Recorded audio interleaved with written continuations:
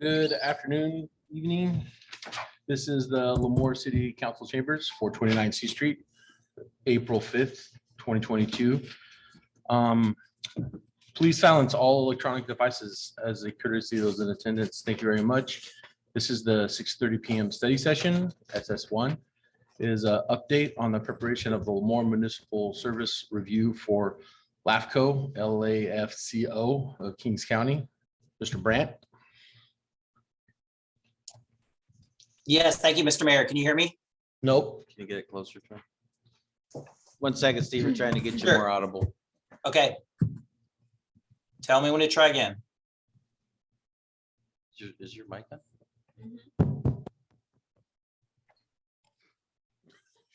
I don't want. Go ahead, Steve. Try again. Is that good? No. Not really. Can you hear me at all? I can hear you, but the Nobody else can. speaker on the You know what? laptop. I'm gonna isn't call him on loud my. I'm gonna enough. call him on myself. Nathan's gonna call you on His cell phone, then I'll feed it back your to her. cell phone. Hello? Are you there? Yep. All right. Go ahead Can and you hear talk. that? See if that's any better. Is that better? Hello? Can you speak? Hello? Can you hear me? That's better. Hello? Yeah, go ahead. Is that good? Yes. Good as it's gonna get. Okay. I apologize.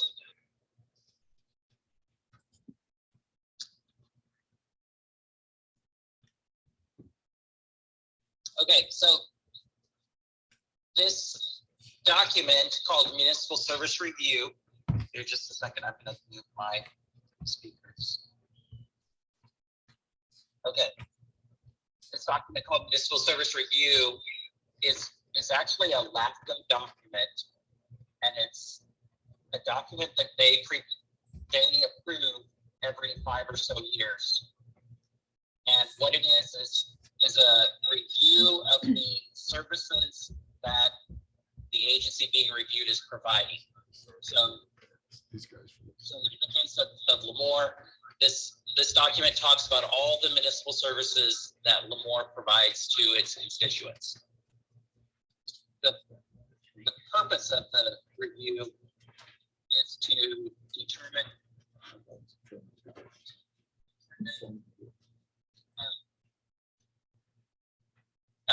whether the city is doing a good job in providing its services and whether there's any services that could be performed more efficiently or more effectively. So what we do is we look at all the services, describe what's happening now, and then do an analysis to see if there's any ways possibly to improve service, possibly to share cost of services with other agencies, such as school districts or the county, or maybe there's special districts. And it's really looking for ways to make government more efficient at the local level. The reason why we're doing it at this time is because, as you recall, you approved the initiation of the Tda annexation a few months ago, and that required an expansion of the sphere of influence as well as annexation. We'll be reviewing the Lacey Ranch project and planning commission next week. Steve, we're losing you. Where is How about he? now? Is anywhere near close? Can you come down? Oh. Hello? Yeah, that's better. Okay. So we'll be reviewing the Lacey Ranch projects at Planning Commission next week, and that project also requires a sphere of influence and annexation. Yeah. And when the city manager and I met with LAFCO staff a few months ago, their position was we needed to combine all of these projects into one sphere of influence request, and then also prepare a municipal services review along with it. So we've prepared this document, and we're showing it to you just so that you're aware of it and you can see what's in it. And we'll be turning this into LAFCO They're going to review it and they may ask for some changes. But ultimately, this is going to be their document and they'll be the ones approving it along with the sphere changes that we'll be taking to them in the next few months.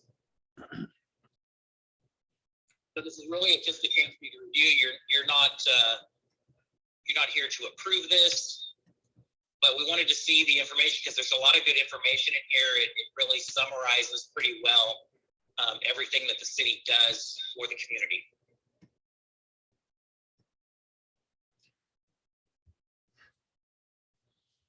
Okay, so are you ready for questions, Steve?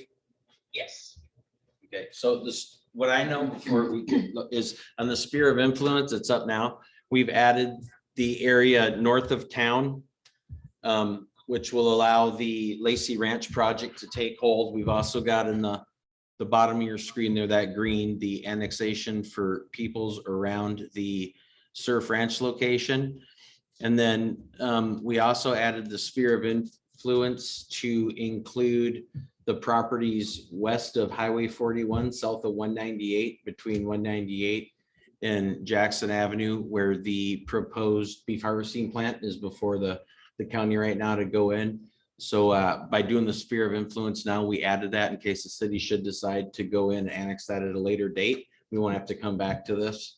You said that's the green area? Yeah.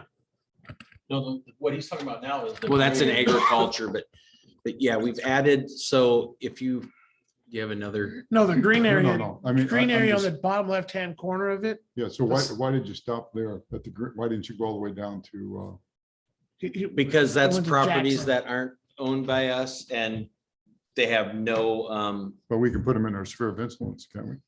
we can still change this document if you want. So if council wants us to take this down all the way to Jackson Avenue and across, I believe we do have the ability to do that. Is that correct, Steve?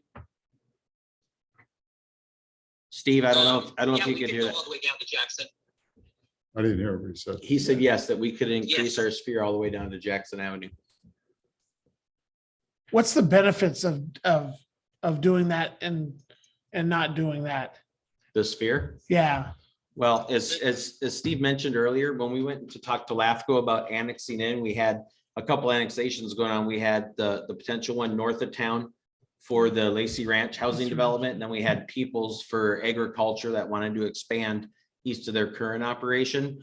So we were going to take these as separate entities, but the county asked that we bring them all as one sphere change into one document. So that's why we're bringing it all as one right now. This just allows us not to have to do it at a later date. Then it gives us some flexibility. If we do want to annex in some additional properties down the road, they're already part of our sphere. The reason we had to do this is to propose this to LAFCO so they have this document to look at when making the decision if they want to allow us to annex property or not. You know, from your point of view, you're the one you're the point of the spear on economic development. Is it easier for you to have a map in front of you when you're talking to people that has a little bit broader sphere of influence for you to, I don't know, just ask. Yes and no, because when they talk to us, we will show them what's in the city limits now and what's zoned appropriately. But we always tell them, if there's adjacent lands, depending on what they're trying to do and what it is, we say, but yeah, there's a good chance we'd be willing to go through an annexation to make this work. And at that point, we would start it. But if it's already in the sphere, it just shortens that time frame for us. It takes one cog out of the wheel we have to check off and go through. I'm just thinking 10 years down the road, like this little document we got about the public notice about Caltrans doing a little stuff on 41 South. And then I was looking at this and I just thought, if that whole sphere of influence is kind of tightened up a little bit for us, and if they make some improvements on South 41 there, you never know what could happen in terms of commercial or otherwise. That No. might Correct. evolve. A lot of the property south of Jackson is owned by the Santa Rosa Rancheria. So getting into that property is going to be, we're kind of somewhat blocked that direction. But yeah, we do look at everything. The road work they're doing down there, it's still probably 6-7 miles south of our furthest most point. So we do look at those as they come in for sure. I was more, and my thought was more going east, like going to 17th. I'm not opposed to that. Yeah, so that's something that has been on my list. So the way that annexation works to get over to 17th, we did have an individual that has property that has tried multiple times to get annexed in because he wanted to do I believe it was a Housing development. 10 acre. Yeah. For some reason 30 acre, but I think it was a 10 acre housing development. It might have been 30 acre. But all like 1 acre lots, green community. But basically King's Christian School sits right outside. It's in our sphere, but it sits right outside our city limits. It's based on property value. So the school wasn't willing to go on the annexation because we had about 4 or 5 other property owners along 17th that did not want to be part of the city. They wanted to stay in the county. So we were unable to get the King's Christian School to get on board with an annexation because they wanted to be good neighbors to their county counterparts. But, you know, I'd still like to see the city get out to 17th, because what that'll do for us is it'll improve that whole 17th frontage now that has like the paintball and stuff. We have the ability to go in and build there. So you get nice It's a real decorative walls. It congested would increase corner, yeah. property values. Yeah. We'd get better safety or traffic going through there, because as the plan was proposed on the west side of 17th, would have been multi-lanes with turnout lanes for the housing development. And then above that, if you go just up by the San Joaquin Railroad, Right. we would have access then to get out to 17th from some of our communities back there that come in off Daphne Lane that there. So it would give us another in and out to that neighborhood. And I But think you're that would also, just help increase traffic flows altogether. well, but even north of the railroad crossing, all the way on 17th, you come into the next intersection Yeah. there on Hanford Armona. And that's going to be very congested when we put that other development in there. So I agree. I think it makes sense to kind of I square it think, off. I you know? think the property owner on the corner of D and 17th is on board with it too. We may go, we're planning on going back to that as well. And I've got a call, I need to get in touch with the school on a different item that may, it may pique their interest to be part of the city a little bit. Yeah, I noticed they got another modular building. Yeah, they're gonna add like 3 more buildings out there, so they're growing, but what we recently discovered is we supply them with water, although they're not annexed into the city. And being water rates are tight, we've had to raise rates. We have not done this to the school district yet, but our ordinance allows for a multiplier of 1.5 for anybody we're supplying city services to that's outside our city limit. So we're gonna go ahead and start billing the school at that 1.5. So it would give them an incentive to come into the city. It would help them with their future costs for, and then if we ever have to run, you know, we're ready to go with sewer and everything else. We've got some truncated lines out there that wouldn't take much to get them hooked up should they need it in the future. Yeah, I like the idea about 17th. I mean, it just makes a lot more sense. Okay. Point taken. But this again it's informational. So like stuff like this, we'll go back and before we send it off to LAFCO, I'll give you the update like on a weekly, what we've added into it. And then we'll get that off. Sounds good. We good? The growth boundary sphere line, it doesn't look like it covers for the Lacey Ranch development. It doesn't go all the way, doesn't it go all the way out to Lacey? Is that the blue one? That's correct, and that'll be one of the changes that happens when that project is brought before you, if you choose to approve it. Yeah, this is the draft. So this is our current. Well, when it comes back, it'll have the new maps with Okay. the added boundaries. Is there another one that already foreshadows that in here? This one right here. A little Looks bit like it- there. That Looks like adds it some, goes up to it. but that's It's the same. an incorporated, that's different stuff. Oh, okay. I read this whole thing. If you go back, Marissa. Yeah, sorry, right there. Yep, down. That line still is halfway through that So that's our current. Yeah, but sphere? that's, So that's the Influence? current one. So that, yeah, that's Okay. current. so Oh, that okay. would be changed if Lacey Ranch is approved. Yeah, we have to Oh, approve it and oh, then we okay. have to, the annexations, when they get approved, then all this sphere it'll move. So it'll include those, it'll move up to Lacey. And then it'll go down and it'll border the north side of the Surf Ranch and then tie it into 19th Avenue as well. And like from your direction, we'll go ahead and extend that sphere all the way down to Jackson. They've cleaned that whole area up really nice around Jackson, you know, and, you know, that's If we're pushing our sphere out on the Oh. south side, how come we can't push it out already on the north side? I'm just curious. If we're pushing our sphere out on the south side, Uh-huh. how come we couldn't just already do it on the north side where Lacey Ranch is proposed? We are. as Oh, part of okay. this. Yeah, it's going to extend it all the way out. So you'll go to Lacey. And then Steve, does it go from Lacey all the way over to 18th and 3/4? Or what would be Liberty Drive? We're gonna propose it to go along Lacey all the way to 41. All the way to 41. that makes Now, sense. that would- That's a good intersection. Yeah. Now, the area is not ready for development yet No, because the general plan still shows it as agriculture, That's But- next. but at least we'll have the sphere in place. But Okay. so if you're gonna go to 41, or you're gonna go past 41? are we going past Yeah, 41 or 241? We're gonna go to it. 241. Why not go past it? You already have a home, we got 2 homes over there. Yeah, you got to, so not that Well, it, not that it's a, It's a two-part process. We have to get our general plan the way we want it first. This LAFCO's not gonna approve a sphere amendment for an area that's not in our general plan. Okay. And we haven't done any general planning on the west side of 41 up there.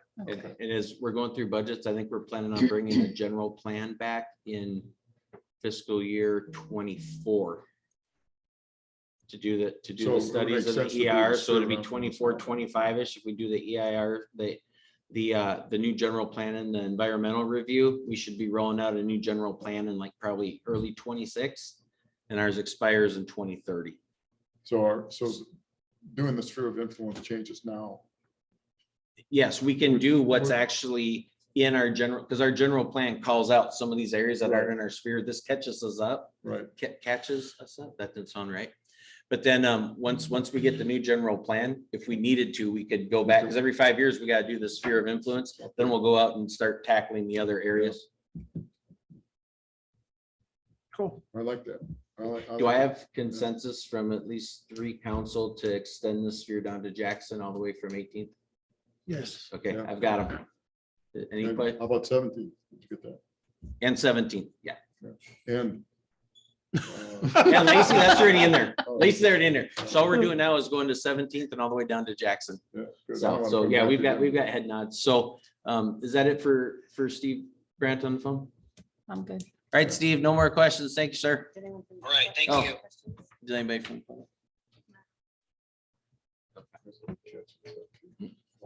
He's gone. So that was informational only, council. Thank you. The next item can start until 7. So we have an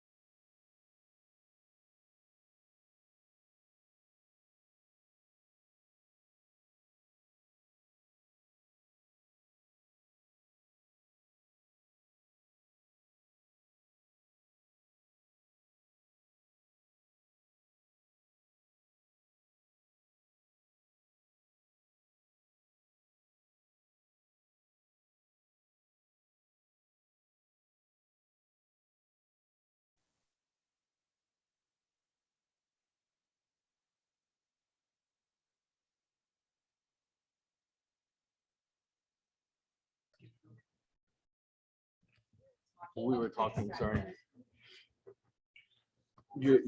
You're off. You're off by a minute. Hmm. Okay, so we got to get back going at 7 o'clock. This is going to be our special session. So welcome again to Lemoore City Council Chambers at 429 C Street. Please silence all electronic devices as a courtesy of those in attendance. Thank you very much. This is the 7 o'clock special session, public hearing, section A. This is going to be the redistricting of city council districts, consideration of mapping options. Mrs. Avalos. Good evening. Okay, hold on. I'm sorry. We're going to go ahead and open it to public comment first. Public hearing. Yeah, public hearing in general. That's what I meant. Good evening, Mayor and council members. So this is the fourth required public hearing for the redistricting process. The process started back in December. Census data was released in September as well. And as you recall, state law requires the city to readjust district boundaries using new census data. So the city went through this process in 2018 and our current map is still balanced. Can you click on it, Nathan? Oh, there it is. Okay, so these are the redistricting rules and goals. So one is federal laws, equal population, Federal Voting Rights Act, no racial gerrymandering. And then two is California criteria for cities, geographically contiguous, undivided neighborhoods and communities of interest. 3, easily identifiable boundaries, and 4, compact. 3, other traditional redistricting principles, minimize the voters shifted to different election years, respect voters' choices, continuity in office, future population growth, preserving the core of existing districts. So the rules actually go in that order. Next, this here is the census data. So the ideal population per district is 5,438 people. The percent deviation needs to be below 10%. And as you can see on the far right-hand column, ours is at 6.11%. So we're under that threshold. Neighborhoods and communities of interest. So neighborhoods, we want to know what is your neighborhood, what are your geographic boundaries, and communities of interest. We want to know what defines your community, what this community benefit from being included within a single district for purpose of its effective and fair representation. So we don't want to divide neighborhoods or communities of interest.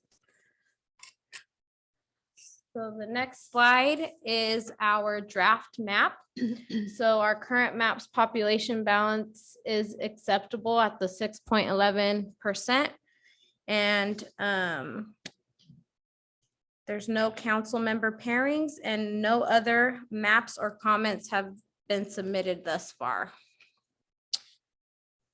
And what we're looking for tonight is a motion. So the deadline to adopt a map is April 17th.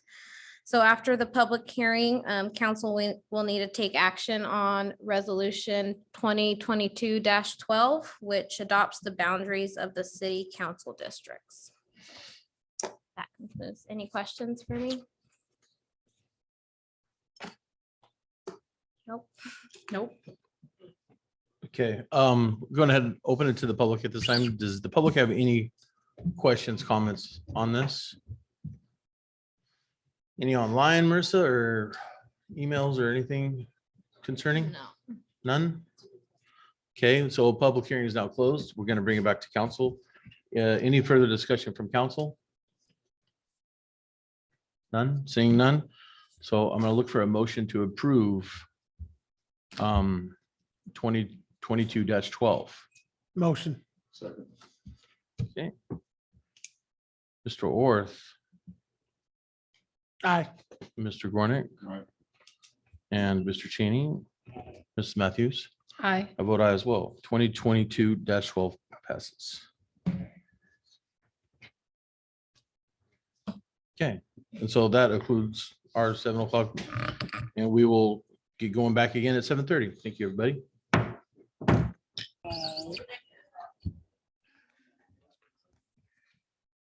Good evening, everybody. This is the Lemoore City Council Chambers, 429 C Street, April 5th, 2022. Please, everybody, silence all electronic devices as a courtesy of those in attendance. Thank you very much. This is going to be our 7:30 regular session. So first things first, call to order, and we're going to do invocation. Let's see here.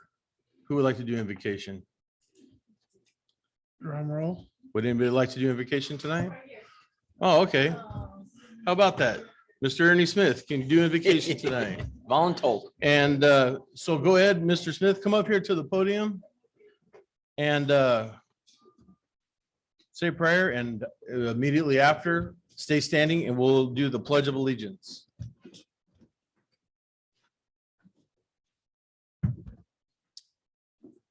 Let us pray.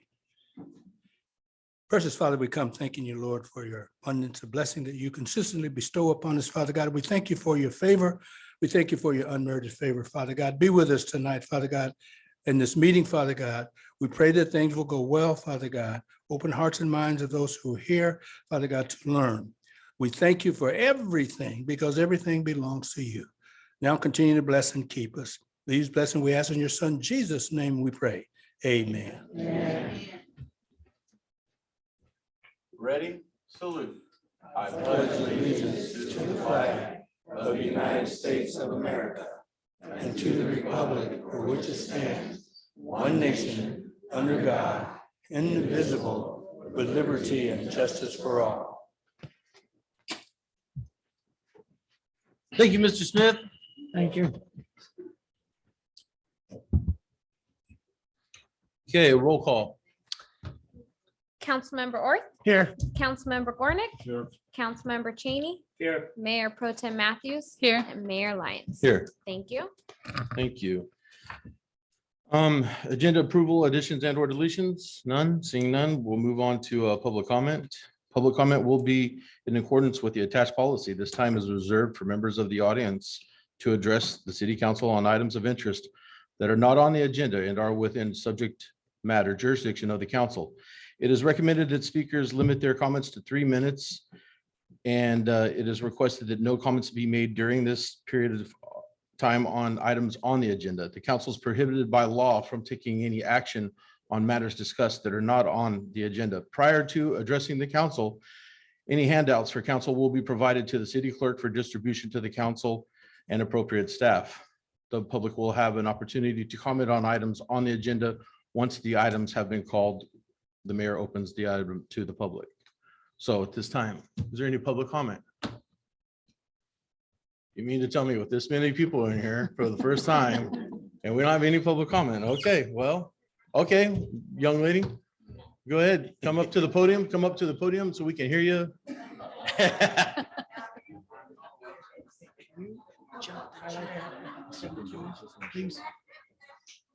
So please state your name and your address. My name is Pamela Williams. I live at 235 West Cinnamon Drive, apartment 115. Thank you, Ms. Williams. Okay. I'm a new citizen here in Lemoore. And one of the things that kind of strikes me, and I don't know if this is on your agenda, but there's no real eating places that you can sit down and have a decent meal here. Is that on the agenda? No. We should put it on there, It's though. not- It's not on the agenda now. Okay, I'm sorry. dear. You're just preaching to the choir with that one. Yeah. Okay, okay. I just- We're sorry. We're trying. Ms. Williams, thank you for your comment. Is there any other public comment? Okay, going once, going twice. Mr. Reed, none? Yeah. On to the next. Here we go. I think this is why everybody's here. We're going to move on to ceremonial presentations. 1-1, distribution of donations. Mr. Olson. Okay, good evening, Mayor and council members. this is one of those evenings where we get to have a little fun in the city and see what our partners do and what our community does for each other. So I like nights like this. So first up, I'd like to bring to the podium Mr. Dan Chavez. He is affectionately known at People's Farmies as Farmer Dan in their community. So he's here to present some donations out to some of our community partners. Take the podium, state your name. And I guess I should say, if we have a representative from Lemoore Little League, from Lemoore Christian Aid, and from Little League, Lemoore Christian Aid, and the Sober Grad, would you please come up as well and join Farmer Dan? Thank you.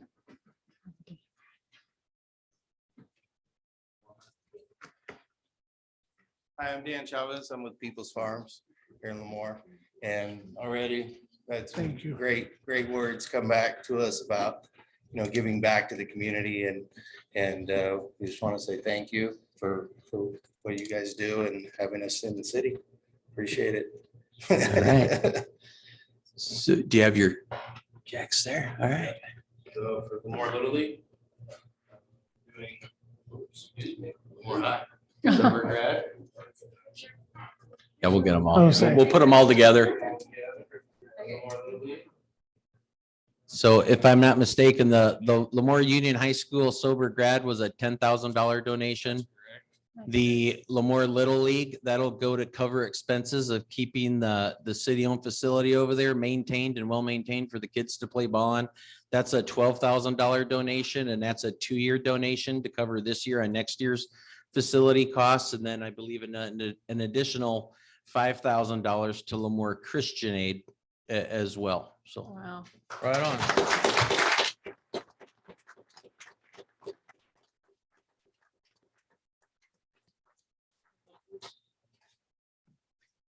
Make sure you smile. Can we all get it? Do you guys want- Why don't we all Stand do that? behind, Yeah, Okay, we why- all need to you do. want to do one more? You guys get it behind him? just right here. Yeah, just get council in behind him if you want. Come on, Come on come on, down. guys. You're gonna be Facebook famous tomorrow, because I know Marissa's gonna post this.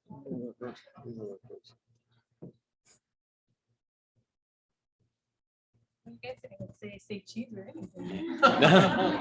Supposed to be cheesing the whole time. I wasn't. But before we move on to the next one, would anybody like to say anything?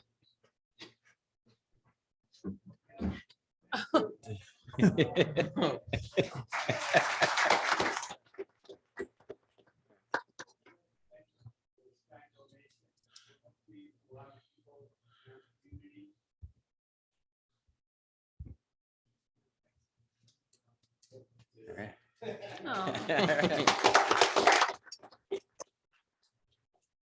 So next, this is gonna go to great use. This is gonna be providing a safe event for all of the 2022 graduates of here in Lemoore High School.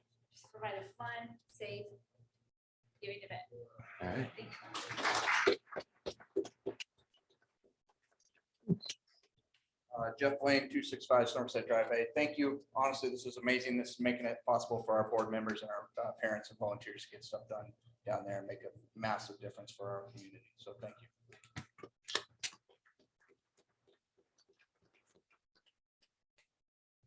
All right.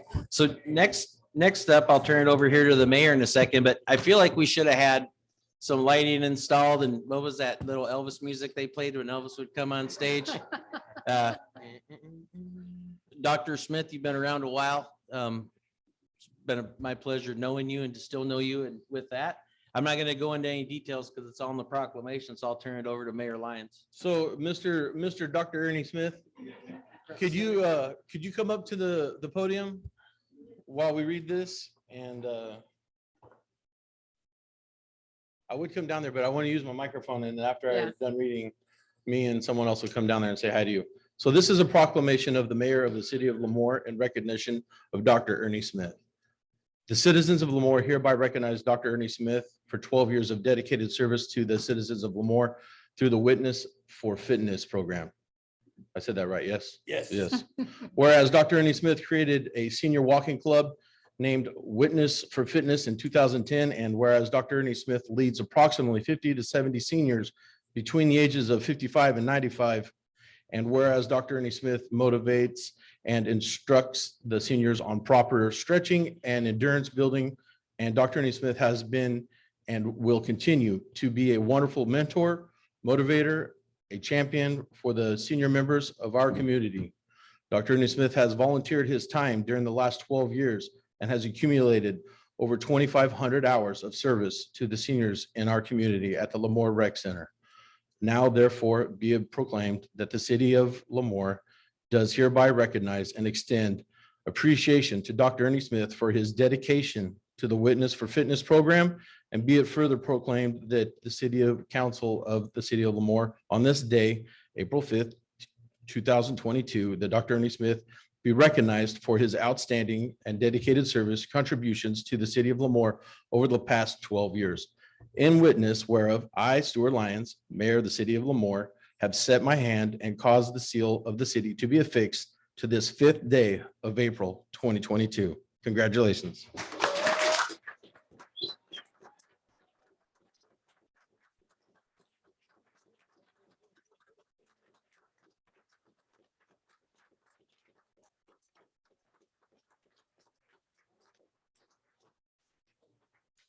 So this is your proclamation.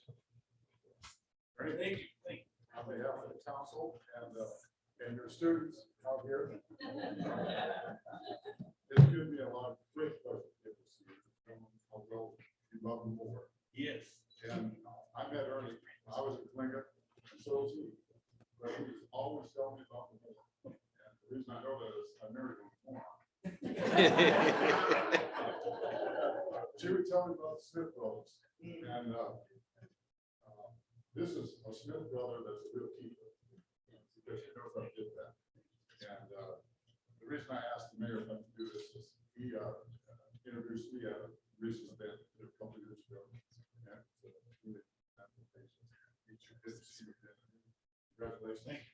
congratulations. Congratulations to everybody.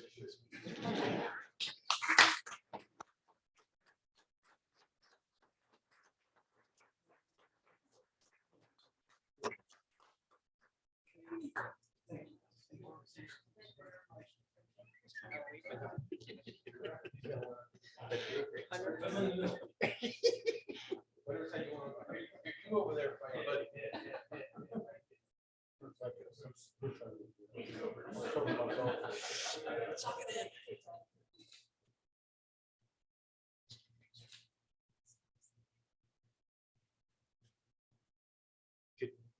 Could we take the time, Mayor, to do one shot with our Ernie students? Yeah.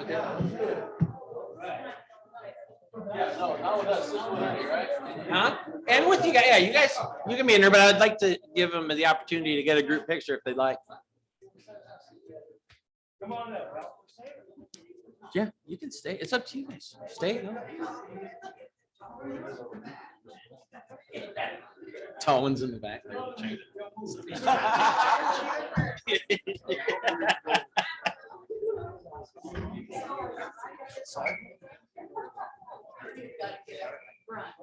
Everybody.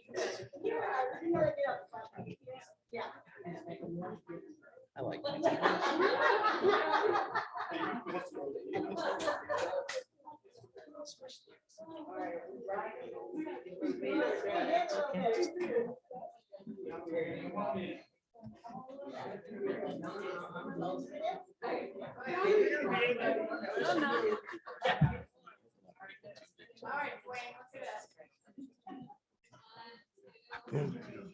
Oh, no, I did. I want to know, did Ernie do any of his impersonations for you? Oh, yeah. And he was Santa Claus also. That was probably the most memorable impersonation. And also we're bringing back National Senior Health and Fitness Day. We used to do it before COVID all the time.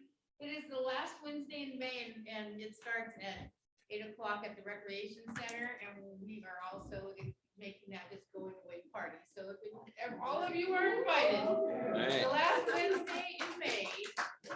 You're right. Thank you, Dr. Smith. Chief. Thank you. Thank you. Thank you.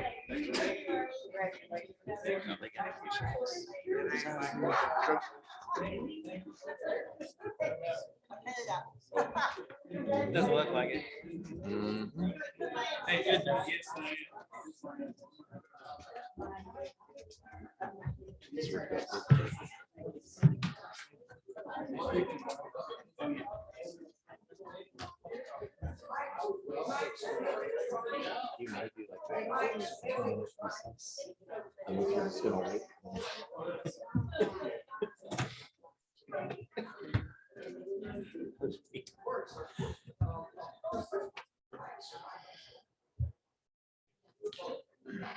It seemed like that right there.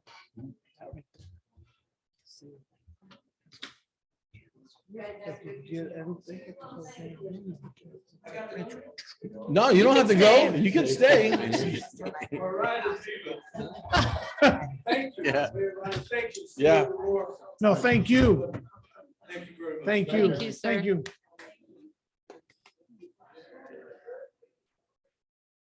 Mr. Brandt's all by himself. He's lonely over there.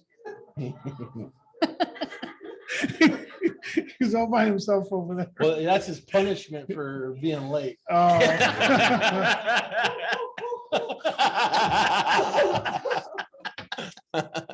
I'm kidding. So Steve. say the You mayor. can go back with everybody else.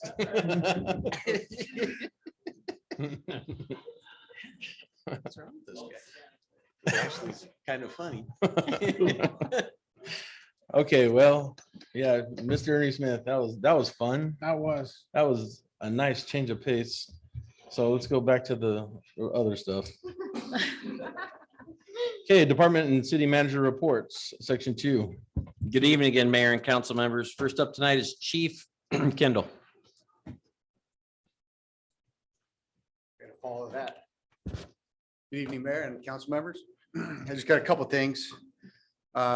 We'll be assisting during the Lemoore High School senior interviews tomorrow. We got several staff members out there helping conduct those interviews for those seniors.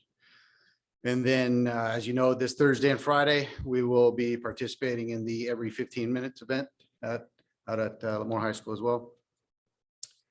Then we're starting a new partnership with the West Hills College AOJ program.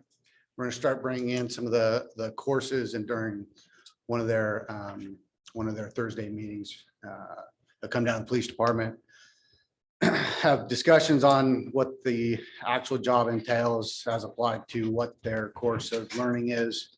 We will obviously give them tours and send them through our force operations simulator. And then just a reminder, April 22nd at 10 at the Civic will be the Officer Diaz overpass dedication. Thank you. Thank you, Chief. Up next is Frank Rivera.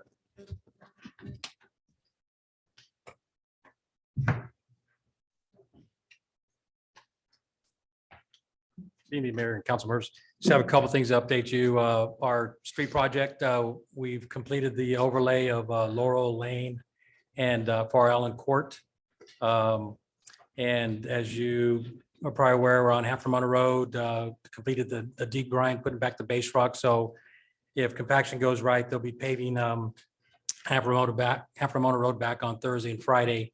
And then we'll probably get rid of some of that detour that's going on right now until we get ready to stripe and slurry and crack fill. So it'll be kind of like that for probably another week or so. Also, our rebuild of our well number 7 tank, right now it's being painted. They painted the inside roof and the outside. And so they'll be painted for about another week now, a week or so. And then probably fill it with water in about maybe in a couple of weeks. The other thing is we have been noticed to install ADA ramps, which we do not have a few on D Street from about Fern Court to about Olive. So we're gonna do just like an informal bid and try to replace as many of those as we can on the north side of D Street between Fern Court and Olive Street. How do we come to pick the north side? we had a complaint about the north side. Oh, okay. Yeah. That sounds good Yeah, then. that's it. Thank you. Okay, and I'll go last. So couple things I want to point out. We have some nice shops downtown. And we had a comment earlier about restaurants. So we do have some very nice eateries in town to sit down and partake in, but you're limited to a couple kind of menu options. So Mexican, pad Thai, and then I guess your home cooked would be the Vineyard restaurant. So are some places, but we do have some quality eateries in town. I just wanted to point that out. But as far as shopping goes downtown, I've been notified in the last week that we've got 2, potentially 3 shops closing, just lack of foot traffic. So one of them, I don't know if y'all remember Kiva's Boutique, she opened about a week before COVID hit.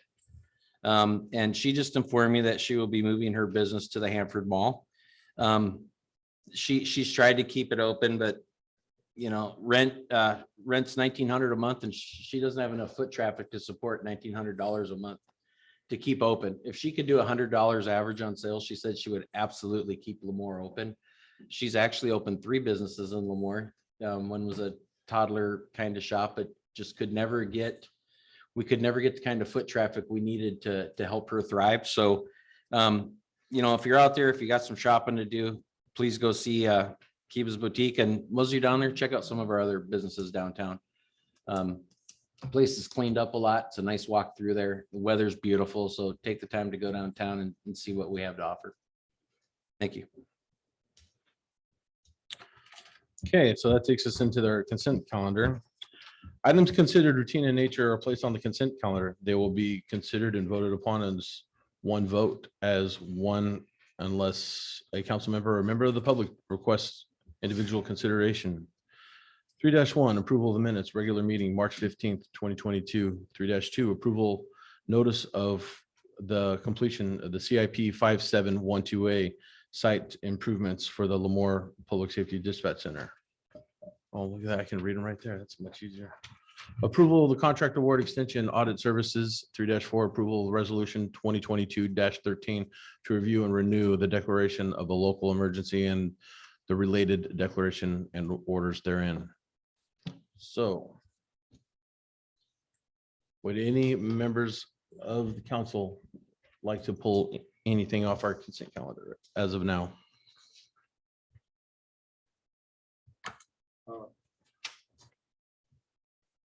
So what are the site 3.2? Okay, so we'll pull that one. Any other council, anything else? Nothing? I'm gonna open it to public. Do any members of the public like to pull any of our consent calendar?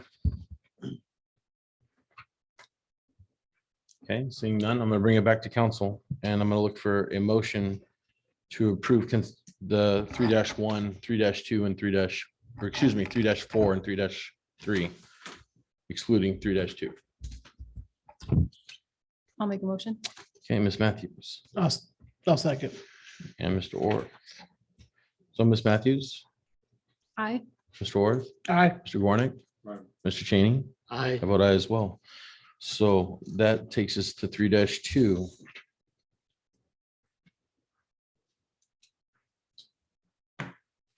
Good evening, council. Did you have any specific questions regarding 3-2? Yes, could you explain what other site improvements do we have to make at this dispatch center? I'm sorry, I can't. Mr. Warnick, your mic, More site- yeah, turn your microphone on. There you go. Oh, it is. Push the button. There you go. There you go. What other site? Still, is it on? Yeah, I can hear you now. Are there any other site improvements that we have to make to this facility? No, this is the notice of completion stating that Romanazzi has completed the site improvements, which is going to be the landscaping, the parking lot, and the infrastructure around it. The building itself is not completed. Okay, that's what I was, so anything that we have to do inside is. No, that's separate. Okay, thank you. Any other questions, council? Yeah, what's your name? My name is Randon. I'm the management analyst for Public Works. All right, that's all I I wanted should to start with that. I'm sorry. know. So with that, would anybody from the public like to ask any questions about 3-2? Mr. Reed, still? We're gonna hear your voice before the night's over, I promise. All right? All right, good. There we go. We just did. Okay, so back to council. I'm looking for a motion to approve 3-2. I will motion. Second.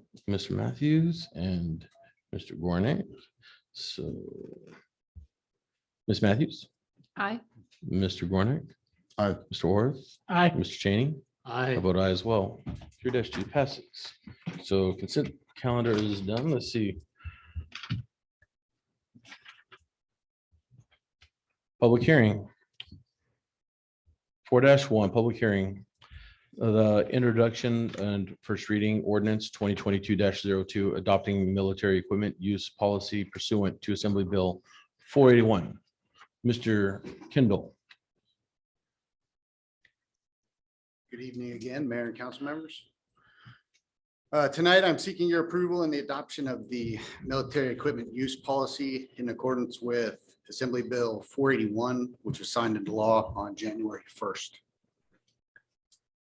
This law requires all law enforcement agencies in California to obtain the approval from their governing board body by May 1st in order to obtain funding to acquire and to continue to use the use of the specified military equipment as codified in Government Code Sections 7070 and 7075. The proposed LPD policy section 709, which is attached, was written and placed on our website on March 2nd. Outlined in the policy is our current military equipment inventory, which explains each item's purpose, cost, ongoing costs, authorized use, involved training, lifespan, and legal and procedural rules. Prior to the implementation of Assembly Bill 481, the items included in our military use policy are all items that were in our inventory and currently use and deploy on a regular basis. These items include our mobile command post, our Hummer, less lethal shotguns, rifles, diversionary devices, and our drone.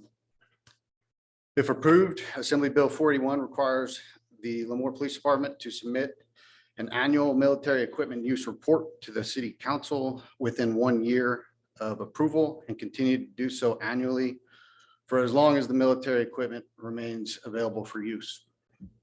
Assembly Bill 481 also requires to make each annual military equipment report available on our website. And lastly, once the annual military equipment report is submitted to council, the Lemoore Police Department must hold at least one well-publicized and conveniently located engagement meeting where the general public may discuss and ask questions regarding the report and the use of military equipment. It's kind of a broad overview of Assembly Bill 481 and our requirements to continue the use of this military equipment.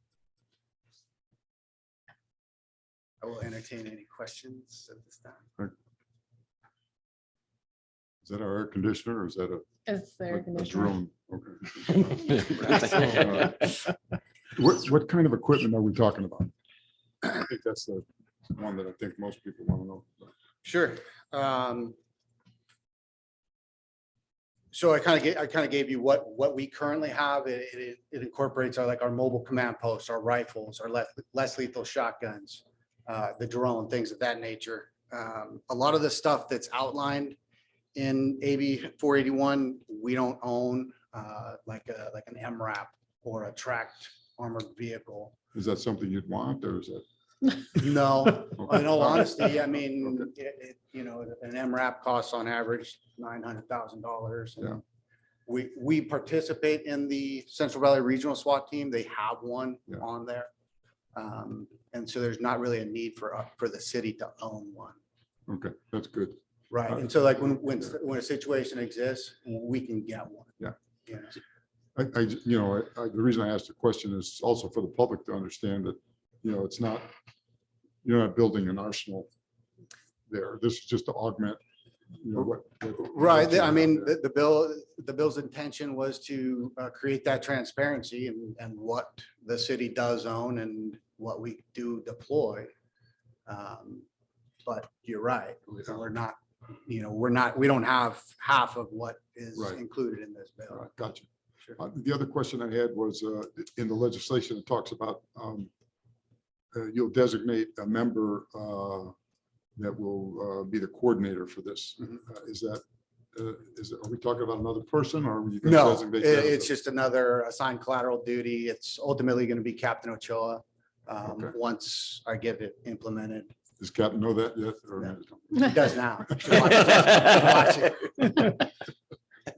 Okay, But really, it's just the minute, once we get it through, it's just the administrative duties of that. okay. Thank you. Anything else from council?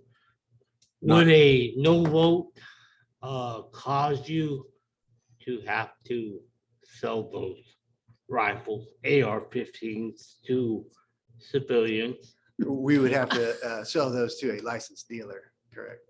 Oh, okay, well, never mind. Never Good mind.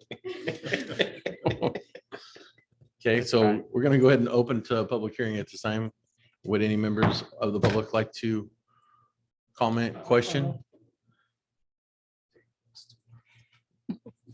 Please state your name and your address, please. I'm Reed Private Lemoore. I would just like to say that it seems like in this country, we're doing everything we can to give government weapons that can be used against the people. At the same time, they're trying to restrict our gun permits and all that, that you have to get a gun permit and all that, you know. And the purpose of the Second Amendment is not necessarily to wage in a conflict against foreign entities, but also against our own government if need be. And it just seems like the government is continually in the process of arming themselves. And I'm not saying it's a bad thing, but I'm saying it's something that we should be very careful of and consider in anything that we do. Thank you. Anyone else from the public? Anything on? No.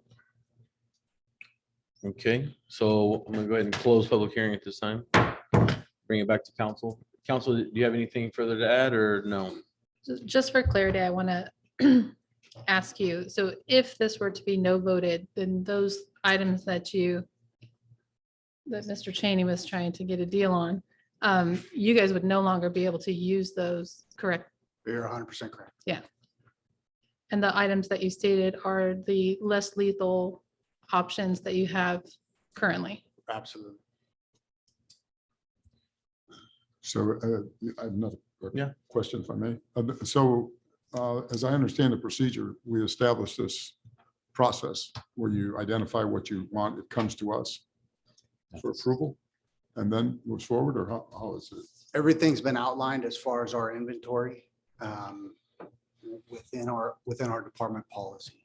That policy 709 that's written, that outlines every item in our current inventory, what it's used for, who's allowed to deploy it, when they're allowed to deploy it. And so that's essentially, you're approving that policy by ordinance. And it would come back to you annually, council, If something's not pursuant to included- this law. Right, if something's not included, if we did want to go buy, let's say a 308 rifle that's not included in this policy, it would have to come back before you.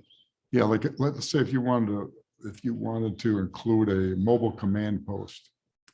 We have a mobile command post, Okay, and it is included in the policy. okay.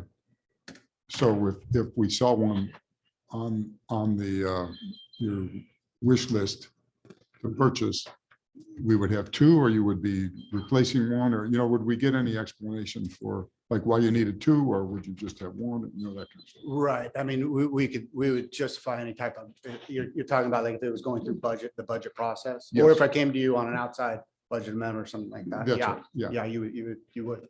Okay.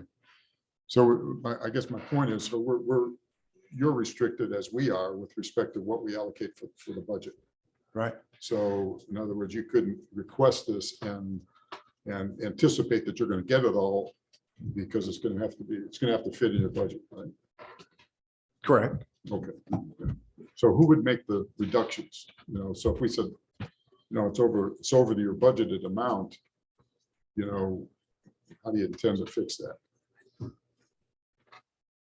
So I guess I'm kind of getting a little lost as far as. I'm lost too. Yeah, so Councilmember Gornick, for clarification, and I may be reading your question wrong, but for clarification, this is just any equipment that we currently have or that we use from other agencies within Kings County. In order for us to employ those and use those within our city, we have to have a yes vote. So a no vote on this would mean like if we needed SWAT, their armored vehicle could come into our city limits if we don't pass this. Yeah. So we're not buying things based on this. The whole It's just an inventory list. it's an inventory list of what That we have. allow, and- to shows you what we have at our disposal. Could lead to a buying list. No. No, No? no, this is only allowing them to Okay, use I what they already misunderstood. own. Okay. Because the way. Right. Okay, so You're right in the fact that if we did want to buy a second mobile command post, Right. we would have to take it before council to get approved. okay, that's all. Yeah. Add it. Okay. And then it would be added to this list. And then it would have to be Yeah. added to that list. And we'd have to approve your budget. to And get we it. would have, but we'd have to, correct me if I'm wrong, Mary, but we would then have to bring back the entire military equipment use policy to be approved. Yeah, as the law is currently. Right. And every public agency that has a law enforcement that is using military grade equipment has to go through this process and Absolutely. continue. So I imagine the law evolving over time because it's new. But as we see how it's actually implemented and actually used. Good. Thank you. Any other comment from council? Seeing none, I'm gonna look for a motion to introduce ordinance 2022-02 Motion to accept, and waive the first reading. motion to do Second. that.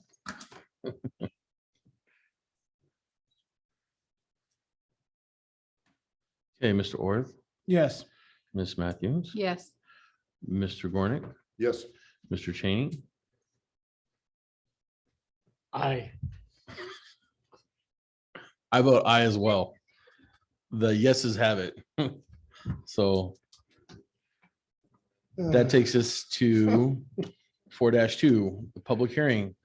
Annexation number 2021-03, pre-zoning number 2021-03, tentative subdivision map tract 935, planning unit development number 2021-01. Mr. Brandt, who is actually here in person, you guys, so. here Can we you hear go. me now? Yeah, Yes. we can hear you. Yes.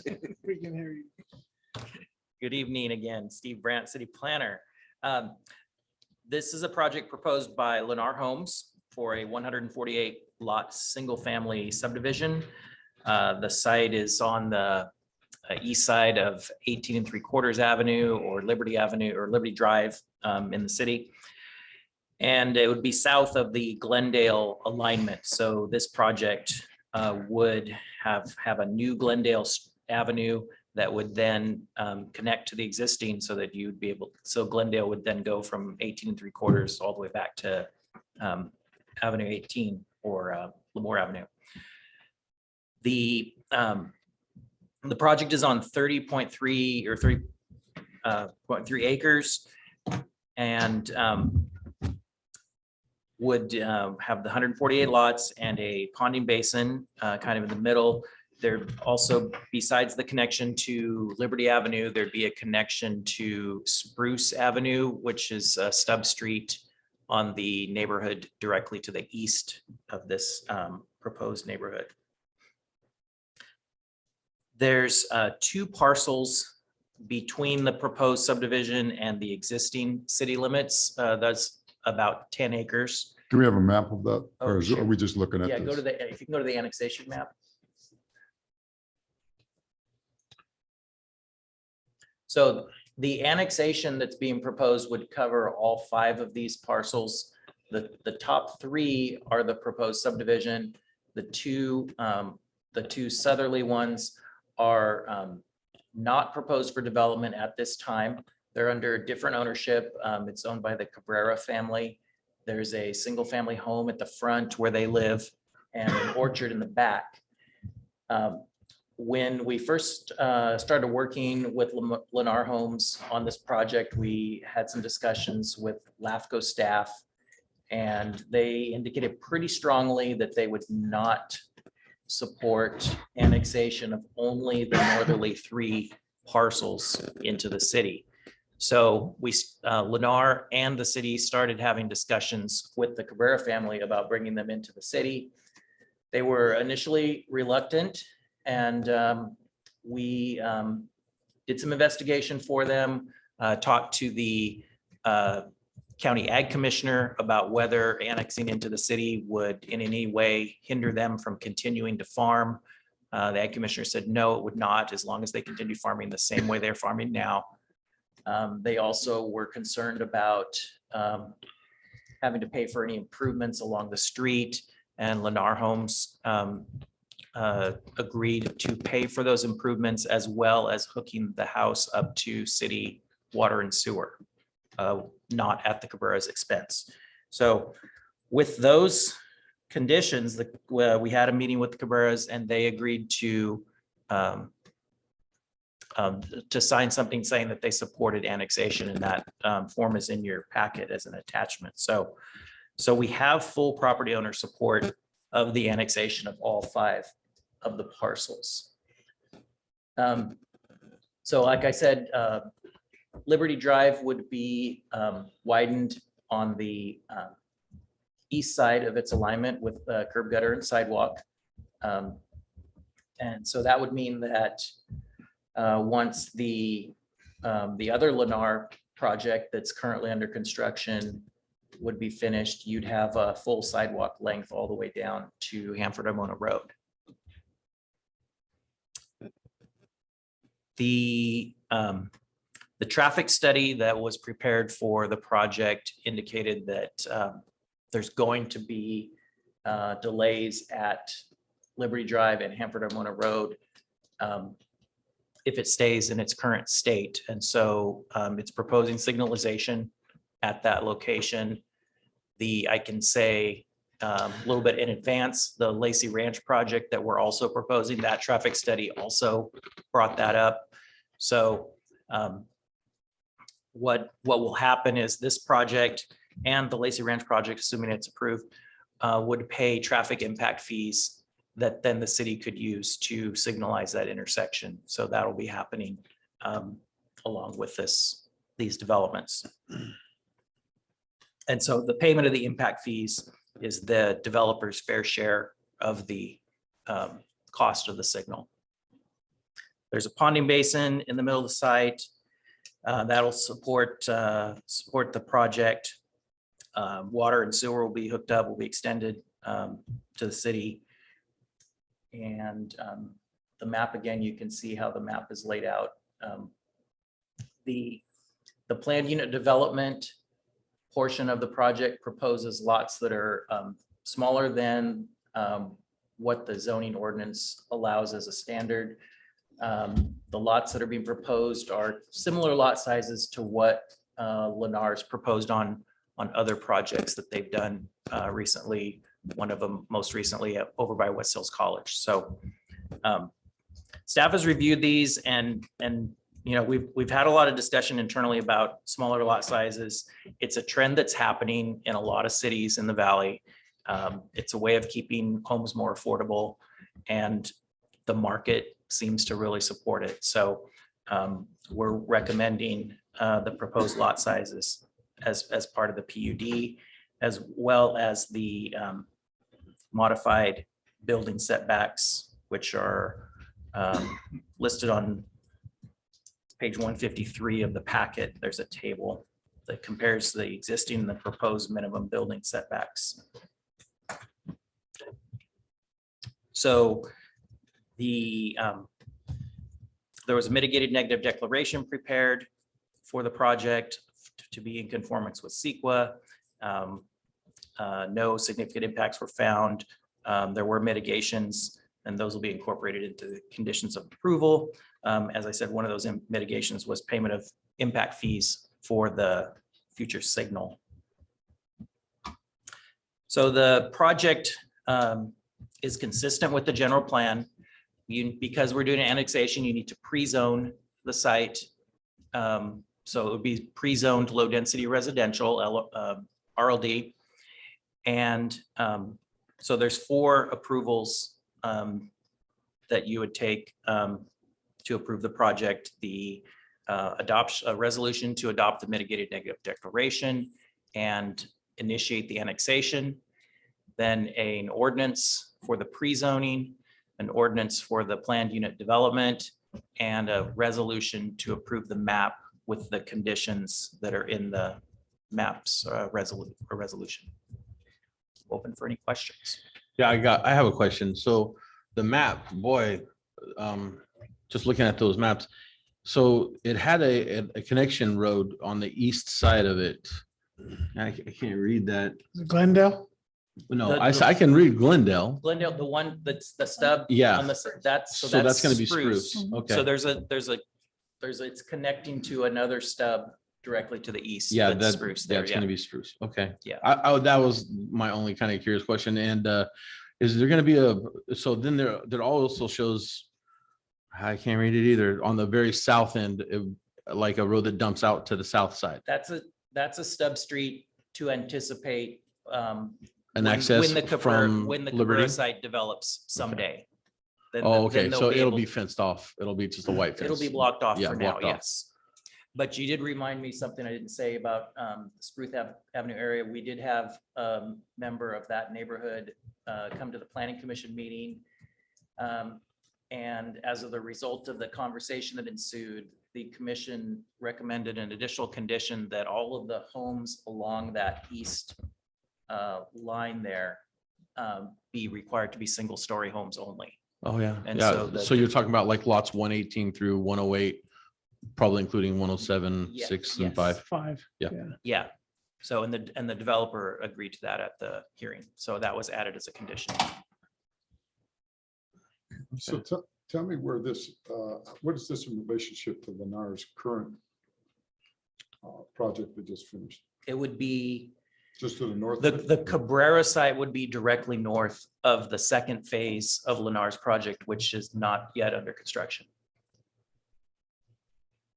Say that last part again. So the Lennar project to the south of this has 2 phases. The southerly phase is already built. The northerly phase has not started construction yet. Okay, I and don't then, know if there's any grading. That's There's the been part. some grading. Some grading.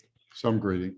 And So, so and this then will go north of This will that? be north of that. So where the first- orchards are? So the orchard would stay, that's the Cabrera site, and then north of that is the current project before you.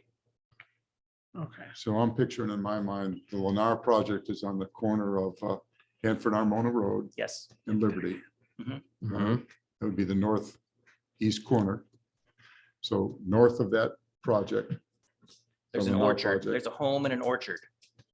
Yes, That's the Cabrera site. And then- right. So That's that, fenced off now as a Lennar project, right? There's a The- project north the- of the current project that's already built out. Yeah, the North of north, yeah, that's, council north of it- members, the area north of the current I homes would that's like under to, fence. you know, just as a reference, when we bring these projects here, Yeah. I'd really like a bigger picture than just taking a look through a needle thread here, you know? I mean, to see the context of what it looks like in the city. We can do that. yeah, there's an aerial photo on page 148, Yeah, but, okay. 148. Can you pull it up? 148. That was my question too. The north section of the current that's already built out Leonard. On ours, it's just looks like dirt field. And then the orchards to the north of it. Mhm. Leonard owns that south of the orchard, we'll call it, Correct? and they're gonna develop that into a development. Yeah, that's already approved. Okay, yeah, that's what I thought. I just wanted to make sure. And what does that development look like? Like this one or the first, or the one that's the first development? It's, It's similar to both. They're not all exactly the same, but it's in the same range of lot sizes and home types. Yes. Well, that's the other issue I have. Why do we have zoning if we're not staying up with the sizes of houses that we want in the city? As a council member, why are you telling me I should approve this and go less than we have as a zone? So, Councilmember Goring, this is something that Steve and I have had conversations on. Good, And let's have more yeah, conversations. Yeah, about this. and typically right now, the city's zoning is a little bit more stringent than other cities.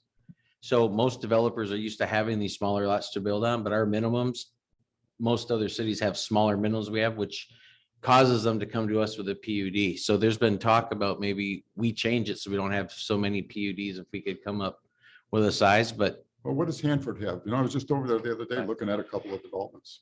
Hanford's minimum lot size is 5,000 square feet, What's ours? And what, 7,000. yeah, but what are they putting in over there? 10,000 and above? I don't see very many Oh, 10,000 I was square just over there. foot subdivisions. There may be some, but Yeah. new ones, most new. Well, here's the other, builders- are you getting that one for us, Marissa? That map? Which ones? Oh, it's on page 148 of the packet. Oh, Oh, sorry. Are you different? what document? Staff report. 421. So we're gonna have 3 units, 3 pre-projects that Lennar's gonna develop. And their claim to fame is they're gonna be smaller houses. And they're all gonna have ponding basins, Oh, there it is. right? Yes, the ponding basins. What Are a a claim to necessity. fame. What a They're- claim to fame that is. I mean, I can't vote for this. I mean, we got a project we're approving on Lacey that's got 2 parks. Okay, it's got larger homes, got smaller homes too, but there's some variety there.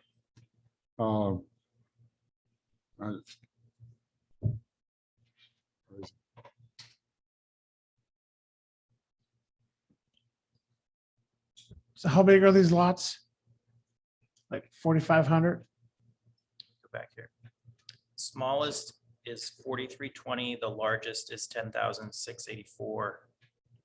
And the average size would be 4,930. How many 2 stories do you have in there? They don't specify 2-story versus 1-story, except for the requirement that the ones along the east be single story. They We leave couldn't require that up that? they leave that up to the home buyer, which one they select. How about us? Couldn't we say we don't want any 2 stories there, we want 1 story? You could say that as part of the PUD. Yes.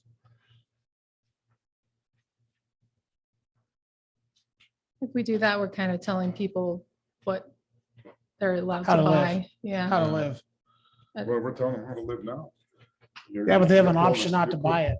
They have an option not to buy it, That's true. in I our could country. use that the same argument for you. They have an option not to buy it. but they're selling them. Mhm. A lot of And them. we're gonna have a street there that's gonna have, looks to me like close to 200 homes in the future. And we're only gonna have one side of that street built out. One of the reasons why they have a lot of developers are going to smaller lots is because of the housing laws per se coming down. That's part of the reason It's too. protecting them from putting 3 houses on that lot. How's the family, the farmers? Are they on board to talking to Lennar? Man, they've been farming there for years. They got The trees. so Cabrera's- we Yeah, know- no, we have had discussions, and so they are in agreement with this. They're gonna keep farming. But they're Are they in weren't in agreement- retirement? They weren't in agreement at first, but we've had a number of discussions with them, and they are now, and they've actually signed something saying that they're in agreement. Are they, what I'm getting at is those trees are fairly new. Oh, how long? till Are we looking at, They might be there a while, Doug. You never know. that makes it rough. No, the other They've point is. stated their intention is to keep farming. They want to stay living there. They want to keep farming.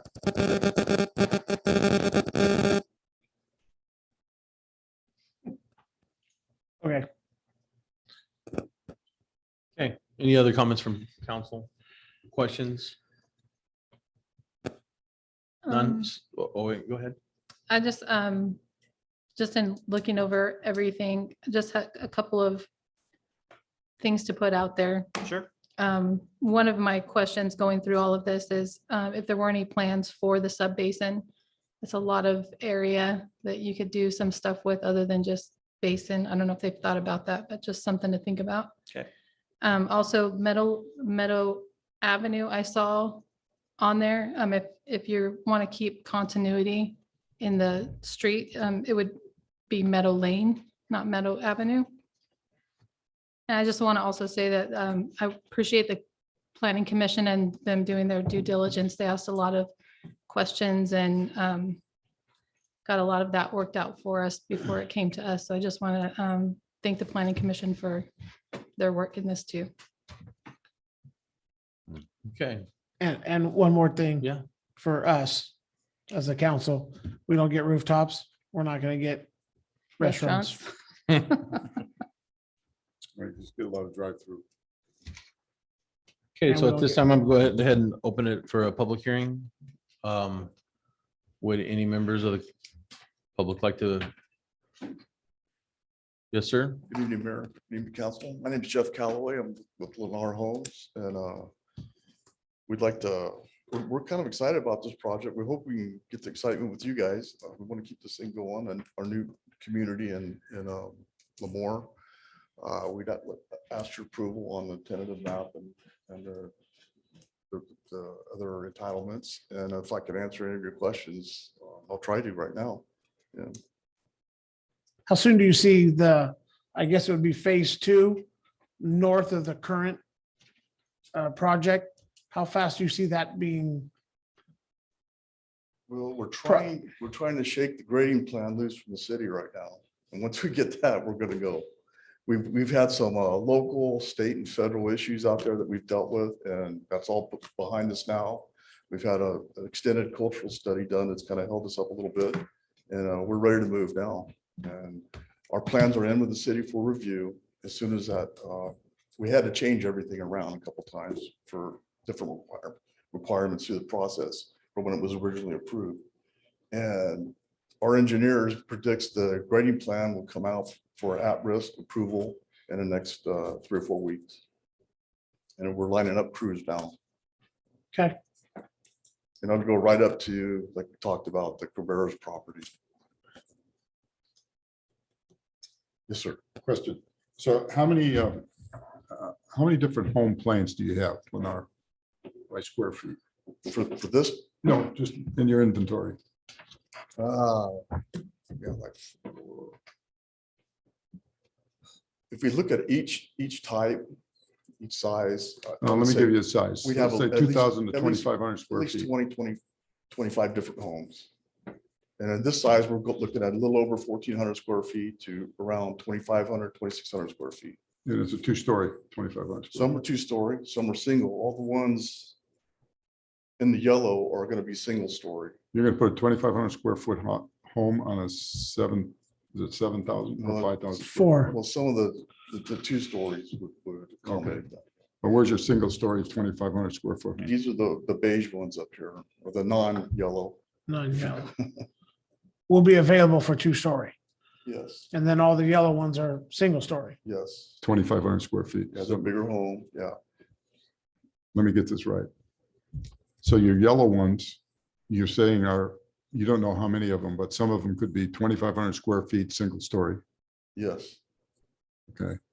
And the beige ones could be the same, single story, 2,500, or no, the beige, or that series is single story and 2-story. okay. And they range from the same kind of, 14 to 2,500. Okay.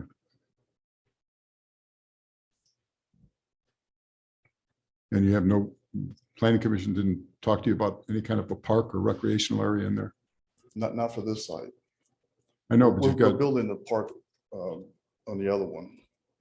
The What other a- project to the south, On the one that's completed or the one that's, the one that's not completed yet.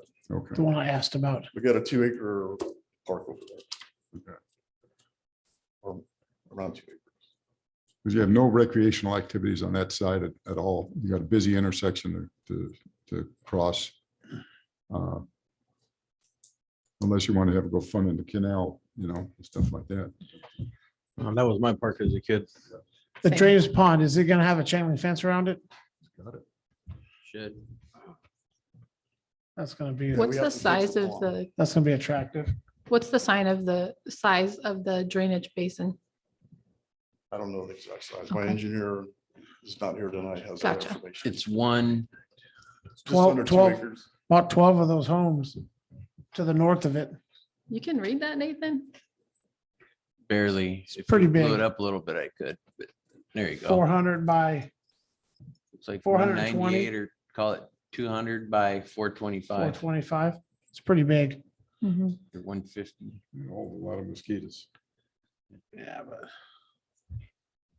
It'll be empty most of the time. yeah, we don't get rain. Yeah. Never mind. Save that for later. Okay, so any other public comment? Any, I just like to say thank you for your time and thank Steve. I think he was probably late because he's helping us. trying to get this yeah, stuff. I just like giving them a hard time. Soon as we get this project annexed, we can change ownership and that's when we want to go to work. And our engineer's actually starting to prep plans for that now, so we can keep a nice smooth transition. Thank you for your time. If you have any more questions, let me know. Yes, sir. Okay, I'm gonna go ahead and close public hearing at this time, and bring it back to council. Council, any further considerations or anything? I just want to say that. I just want to say that I too, Mr. Gornick, am not a fan of small lots. But we do have a housing issue in Lemoore. We need housing. We have a big shortage of housing. But I understand what you're saying. That's why I like my old home, that I can't touch my neighbor from my window. I appreciate that, but I don't think our solution is to just continue to build small homes. I think there's people out there who would like to come to a smaller city that could afford a larger home. And Lemoore knows that. And they put them all over the world. At some point, we have to ask for some diversification in terms of the kinds of homes that people can purchase in this area. So, Yeah, I agree with you, Ms. Matthews. I would like to see larger lots, larger homes being built, because I know that's, even myself, that's what I looking for, but doesn't exist.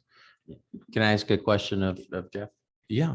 If we were to say you had to have a minimum lot size of 7,000 square feet, would this project even be before this council at this time? There's kind of the difference. Yeah. The houses are decent size.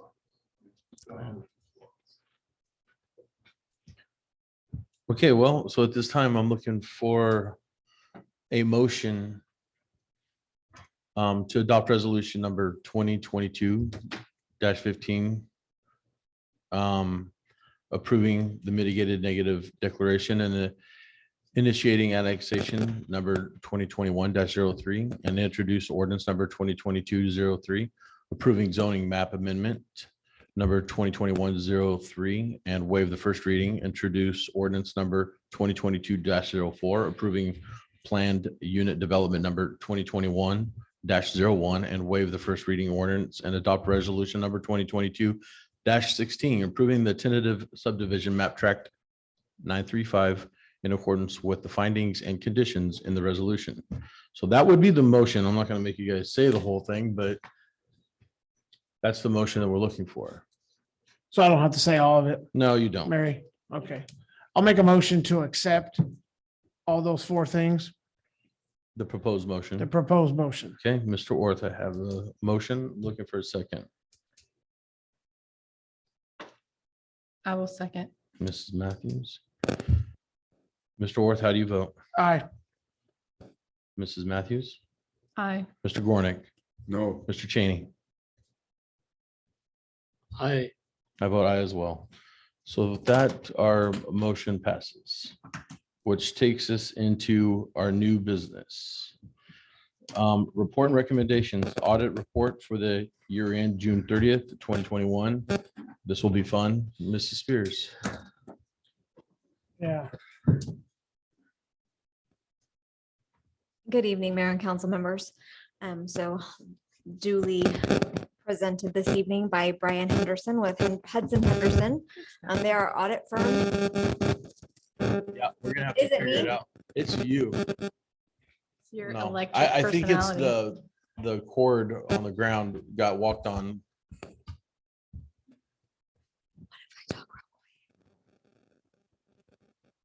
Okay, so we have Brian Henderson with Hudson Henderson here this evening, coming to give the audit presentation for our fiscal year 21. So I will turn it over to Brian. Yeah, Can we let's kill find, that let's mic? find the problem real quick if we can. Let's just kill the mic. Well, if you kill the mic, then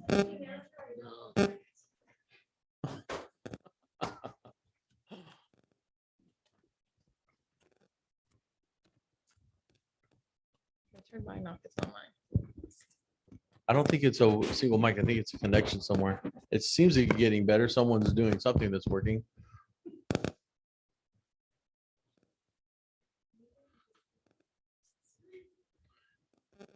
Oh my No. gosh. Sounds like an Atari game. I can talk pretty loud, so that's not a problem. People watching online though. Yeah. Okay, good evening, Mr. Mayor and members of council. So we're here to present the audit results of the June 30, 2021 audit, financial audit of the city of Lemoore. Brief highlights. So I'm going to go over kind of an overview of what the financial audit really is. Our responsibility, the responsibility of the city. We'll go over required communications, the results of the audit, and real brief highlight on the financials. Now, I could really put you to sleep this late at night if I go too much into numbers. Our responsibility truly is to issue an opinion, and that opinion is on the financial statements themselves and whether or not give reasonable assurance the financials are fairly presented in all material respects.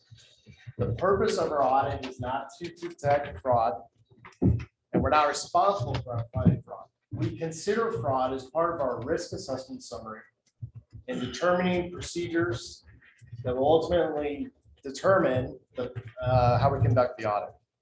This also involves analyzing the internal controls of the city over key financial aspects and transaction cycles of the city finances. We perform tests of city compliance and with certain provisions of law, regulations, and contracts, as well as grant agreements that could have a direct and material effect on the financials themselves. So we kind of hit that with a hammer really to try and emphasize that. The city is ultimately responsible for the fair presentation and preparation of the financials. They're also responsible for maintaining effective and well-designed internal controls. The design is ultimately to produce financial statements that are free of material mistake. We conducted our audit and issued our reports. Our reports are an unmodified opinion, meaning the financial statements are fairly presented in all material respects. As of June 30, 2021, we conducted an audit over the Transportation Development Act, as that has a separate set of compliance over that as well. We issued that report on February 17, 2022. We also, obviously, we do one for the city. That was issued on March 7, 2022. Also an unmodified or clean, fairly presented opinion. We also do agreed upon procedures over your annual appropriations limit, also known as the GAN limit. No exceptions were noted per those agreed upon procedures. Issued that report on March 7th as well, 2022. There were no major changes to the financial statements this year. And what I mean by that is there was no new GASB implementations that change financial reporting with any significance. Sensitive estimates affecting the financials are your pension and OPEB liabilities. Financial statement disclosures are neutral, consistent with prior year and clear. We had no significant difficulties in conducting the audit. We only had 2 adjustments during the audit process this year. One was the disposal of damaged fixed assets. That total adjustment was 1.1 mil, but mostly due to the write-off of assets that needed to be disposed of, and ultimately a $306,000 loss associated with those. We also adjusted the notes receivable of 53,000, pretty minor. No major disagreements with management in regards to financials, financial processes, and financial transactions. We also obtained representations for management, taking responsibility for the financials for all the dates as I noted. We're unaware of any other independent consultations. That's all the required stuff there. We did have one internal control significant deficiency this year. So in accordance with the audit standards that we conduct, we all perform things in accordance with generally accepted auditing standards, Yellow Book or government auditing standards, and sometimes, but not this year, the Single Audit Act. So there was no single audit this year because the city did not expend over $750,000 in federal funds. The significant deficiency we noted had to do with that capital asset disposal. There's a process in place, and we just gave a recommendation on kind of tightening that up to ensure that when assets are disposed of across city departments and how they're communicated to city finance, which ultimately records them on the financial statements. We only had one, this is a vast improvement from 3 years ago. Let's put that out there too. Last year, we had one material weakness, which is a significant deficiency that's a little worse. That was implemented. That had to do over prepaid assets and inventory. So we made recommendations to management last year, and they implemented those in the current year. Our audit started in December, where we came on site for a day. We've been limiting our on-site testing over the last few years, I guess, due to COVID. But in working with management and their consultants as well, we're able to do a lot of the audit remotely and reviewing PDFs, support that way contracts, obviously looking at financial statements and all that. We then continued to audit into January and February remote in our office, and then ultimately issued there in early March. Overall, on the citywide financials, so we have lots of funds that make up the city, but we'll just stick to the citywide. Assets are 195 million, liabilities are 56 million, leaving in equity or what we call a net position of 141 million. Of that 141, 14.5 million is unrestricted. That's mostly in your enterprise funds. In your general fund, we have 9.3 million of assets, 1.4 million of liabilities, leaving an equity or fund balance of 7.9. Of that 7.9, 6.6 is what we call unassigned. So there's various categories of fund balance. We can have non-spendable, restricted, committed, assigned, and unassigned. That increase or that fund balance increased in the general fund by 1.6 million from the prior year. So overall, a good audit for sure. Just to kind of briefly highlight the one finding we had, it just had to, as I said, it had to do with capital asset disposals.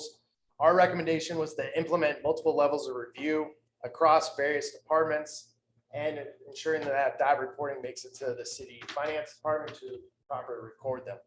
It's not that the city was not aware of these disposals. There's just the processing getting into the financial statements, which is ultimately what I come through and look at and give my opinion on. Management provided their response in accordance with our finding, recognizing this was an oversight in their reporting, and they will be implementing and working on fixing this in the future. Happy to answer any questions on the audit, the TDA audit, the GAN, agreed upon procedures that we performed. Address the GAN.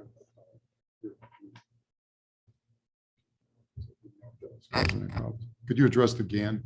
Sure, it's your annual appropriations limit. Right. And so that gets reported to you and approved every year. We then review the calculation of that GAN to ensure that the two factors that are given by the state, the income per capita and the population growth, that those are properly calculated prior year matches prior year and on down through. So in did you calculate where we're at with respect to our GAN limit? So- Excuse me, not our GAN limit, but our, So the GAN limit establishes basically the property tax and other non-exchange type of taxes that you can receive. You're well under that limit, under that limit. for sure. And in terms of our obligation to the GASB, or excuse me, not GASB, but our OPEB, what percentage are we pretty much there? Are we meeting it? Okay, you're meeting your annual required Well, contribution. I realize that. We see Yeah. that in the budget. So, but where are we with respect to our overall obligation? So there is a liability, Yeah. which is determined by the actuary, Right. taking the future liability, bringing back that present value. Do you That's- perform that actuarial? No, I do You not. don't? Okay. No. Have we had one performed? Yes, Okay. Do you know what it is? I do. I just don't have it in front. Okay. Well, there you go. So we do perform procedures to rely on that actuary. We rely on the use of that specialist, well-known actuary that use many other governments. Do you have a hunch as to where we're at?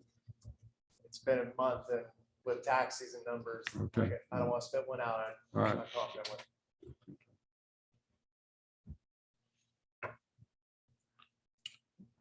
Okay, well, does council have any other questions or comments for? We're gonna, Just to add comment to your OPEB though, because it's based on a discount rate, that we also provide in the footnotes, if it were to change 1% up or down, it can have a huge drastic You'd have to impact. notify us. So it's something to consider. So in looking at the footnotes, you can see if you had a higher rate of return, obviously your projected liability is going to drastically decrease. If it comes down 1%, it's going to drastically increase. So that's something to consider too. As well as the healthcare rate. So when you're dealing with OPEB, another key factor in that calculation is the healthcare cost percentage and that anticipated annual growth. Growth, right. That's what I was looking for, if we had any kind of, So as an auditor, it's a good guess where that number is gonna be, but it Yeah. is a highly management estimate based on the actuary study. so are you involved much with respect to the new software implementation we're putting in the city with respect to our, I'm aware of it. To maintain my independence as the auditor, though, I can't be super involved. okay, but other recommendations you could assist in terms of? No, I cannot recommend. Okay, I can provide my thoughts and feedback, but Okay. I can't put that on paper. gotcha. Otherwise, I would not be independent anymore. Thank you. You're welcome. council, anything further before I open it to public? Nope. So I'm going to go ahead and open this to public comment, questions, concerns. Really no questions for the audit, huh? Okay. So go ahead and close to a public comment. Oh, wait, do you have one online? Okay, no, still nothing. Back to council. So we need to, oh geez, to propose motion, receive and file audit report, financial statement for the year end to June 30th, 21. So that's my proposed motion. Does anyone want to make the So motion? Mr. Gornick? Okay, I need a second. I'll second. Ms. Matthews, Mr. Gornick, Aye. Mrs. Matthews, I'm sorry. Jeez. Aye. Mr. Orr, Aye. Mr. Cheney, Aye. and Mrs. Me, and I vote aye as well. So Good. the ayes have it. So that's gonna take us to our brief city council reports. And all right, we'll let Mrs. Matthews go first Why? Thank you. Rude. because he always has to go first. Okay. Oh, well, I didn't, let me pull it up. Give me a second. Let's see. I went on a refuse ride along for, Who'd you go with? I went with Zeke. Oh, okay.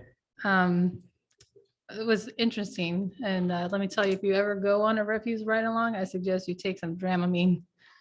Those trucks move around a lot. I thought I was gonna toss my cookies, but I held it down. But it was kind of eye-opening just to see what it's like going through the route. And then because I also sit on the KWRA board, I had them take me through that process too, out in Hanford, going through that whole thing and coming back. I know that department probably doesn't get a lot of kudos, but they're pretty, I was pretty impressed with them. They work very well together. They, if somebody's running behind, they keep in touch with each other and kind of catch each other up so that, you know, they're all kind of pitching in to help. And they also kind of go out of their way if, like the day that I went, it was pouring down rain. If a can got knocked over because it was too close in the gutter, which also reminds you to put your cans out of the gutter, not in the gutter, especially when it rains. But if they see that, they do get out of the truck and pick it up. I did ask them what they would like the public to know, since I have the opportunity to speak about it. One of the things was keep the cans out of the gutter. Make sure that your cans are spaced 3 feet apart when you have multiple cans out. It's hard to get the little, just makes their job easier. Watch out for contamination. Make sure that you're putting the appropriate things in your cans. When in doubt, just put it in your black can. Don't overfill cans. That causes an issue too. If you overfill your can and they go to pick it up, there's going to be a huge mess. And I don't think personally that is right to expect our refuse drivers to clean up after that, personally. Another issue is trailers parked in the road, portable basketball hoops that are left out in the road. And they ask that if you can take your cans off the street after pickup days by midnight, that is what you're supposed to do, but they would ask if the people would do it. So just wanted to shout out to my driver, Zeke, who was pretty amazing and wasn't kind of awkward to be in the truck with them. We had good conversations, so that was nice. So shout out to the refuse department. Did he let you drive it all or no? We can't talk about that. What time did you get up to do that? They let me hitch a ride mid. Yeah. Those guys get to work at 5 a.m. And then, but I did say. Most people do. I did tell myself that I was gonna, you know what, I'm like, if our refuse drivers do it, I'm gonna get up and I'm gonna be there at 5 a.m. And my alarm went off and I said, not today. So shout out to them for doing that day in and day out. Also kind of to report from KWRA, we did approve the Recyclist software. So Mr. Randon Reader will be excited about that. And that's basically to help with our reporting our compliance for all of the SBs. 1383. Yeah, and yeah, everything. So that'll be good. I also toured the DA's office, with Mr. Orth went with me too. We went through the Lisa project as well. And I just want to thank the DA for taking the time to walk us through that. It was eye-opening. That's not a right word, huh? You know what I mean. Also, just a shout out to Sheila with Parks and Rec, the vendor pop-up that was organized by her at the rec department, had a great turnout, lots of vendors. So that was, hopefully we do that again. I also attended the West Hills College Golden Arena Pantry ribbon cutting on April 16th. It was well attended, and just the amount of people that had their hands on getting that going there was a lot of people. There was a lot of recognition. So just goes to show you that the community really does pull together and get stuff done around here. So be proud of that. I did have my strategic planning interview, and I am excited about the upcoming session that we will have.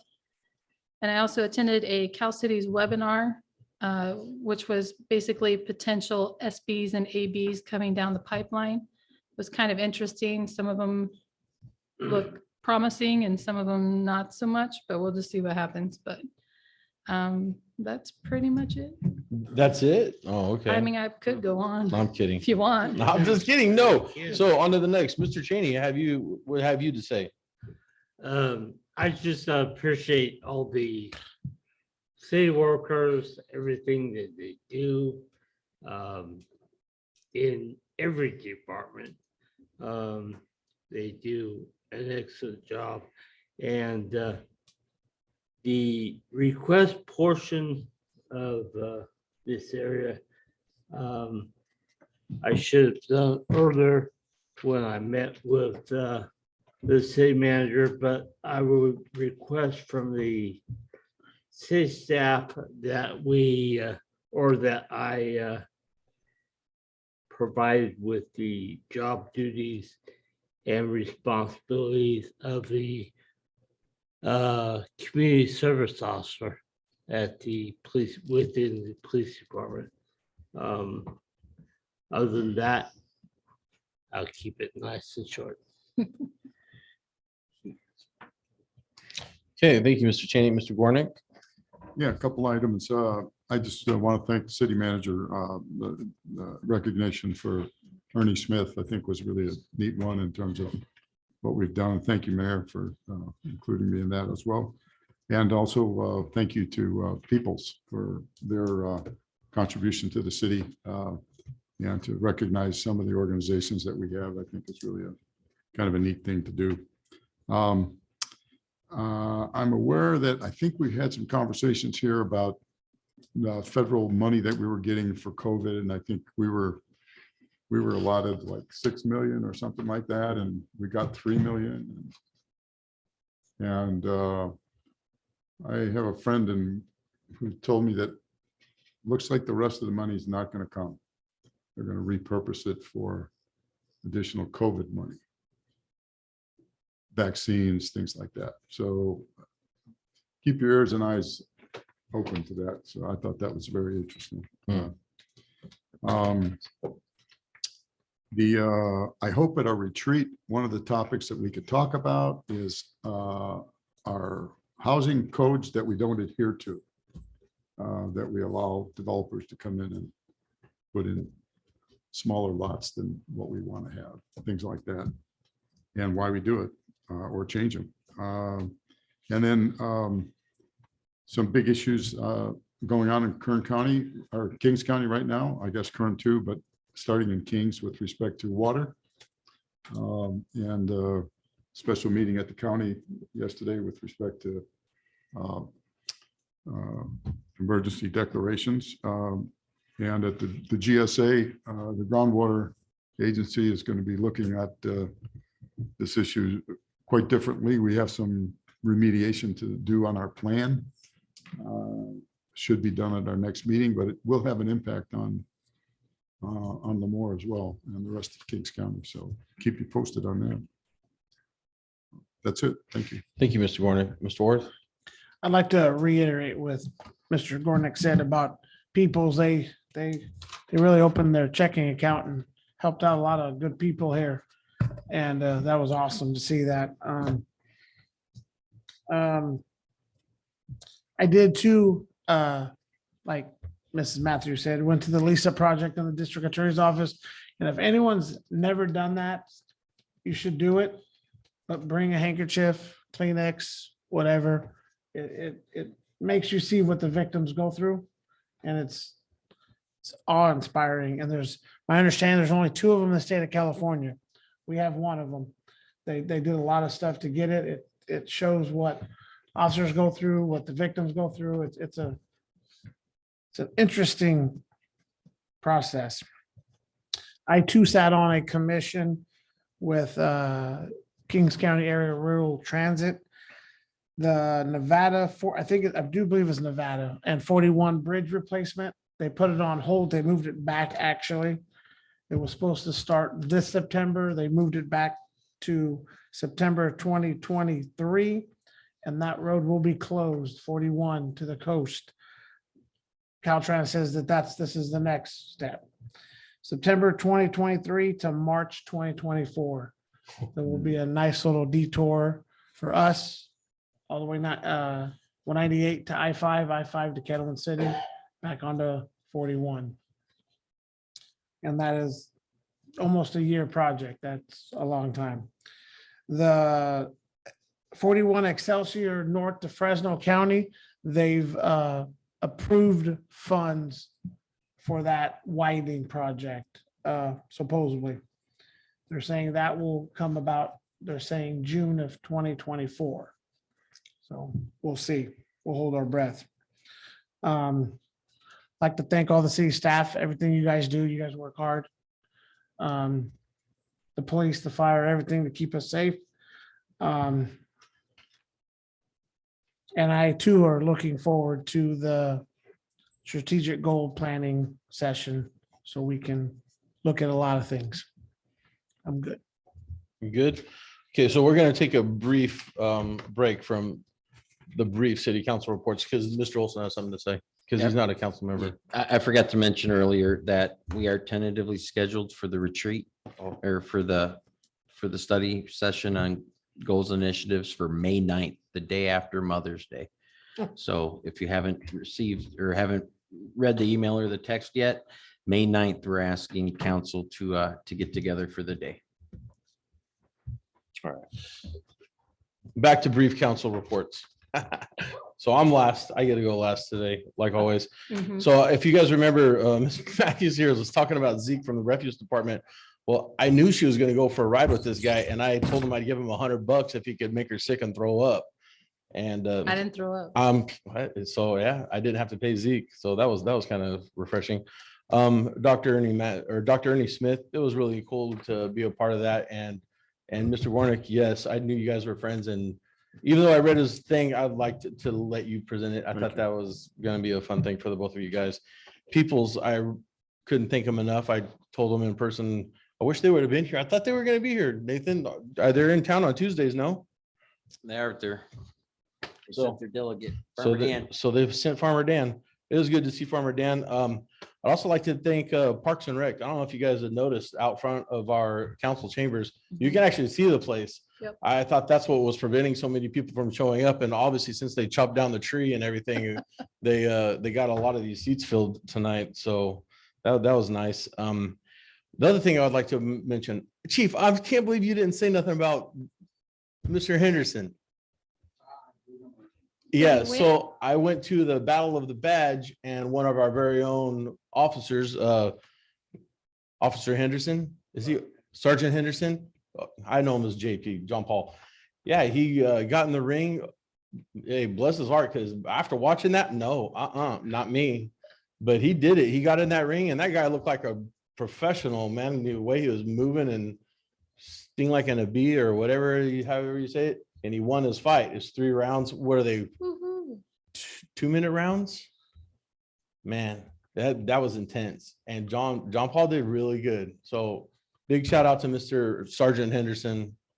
And the other thing that I'd also like to say, I was a part of the other day, the Valley Animal Haven here in town. We have a, our local no-kill shelter. They did a big fundraiser and they were able to raise over their allotted goal. And one of their things, they got to put a pie in my face, which was so much fun. That hot whipped cream that had started to curl and the way they pushed it into my face and it went up my nose and I You didn't really had give to. my number. Man, oh man. That was a long day, but it was good. They raised a lot of money and you could still go on. And Jordan's Way, they were a part of it. It was a really good fundraiser for a really necessary cause. And with that, we're adjourned. Thank you for coming.